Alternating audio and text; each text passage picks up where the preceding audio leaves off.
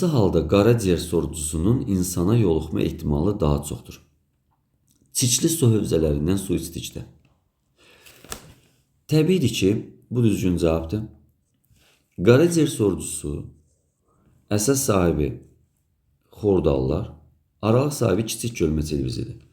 Və inkişafı müddətində sonuncu mərhələ suda inkişaf edəndə sist yaranır.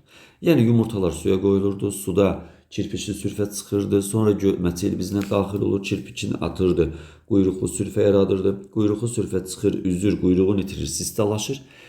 İnsan və ya heyvan çirkli sulardan içərsə, heyvan ot da yeyir oradan və bu nəticə etibarilə onun bədəninə keçə bilər. Yaxşı bişirməmiş qaraciyər yedikdə xeyr, bu qaraciyərdə yaşamır. Mal əti yedikdə xeyr, bu öküz soliterinə aiddir. Yəni, yaxşı bişirməmiş qaraciyər yedikdə yetkin fərd qaraciyərdə yaşayır, amma bizə sista mərhələsində yoluxur. Onun üçün olmaz, yoxsa yetkin fərd qaraciyərdə yaşayır, təbiidir. İt fişiyi tumarlandıqda ekok keçər, çiğ balıq əti yedikdə bu mümkün deyil ki, balıq onu bizə keçsin.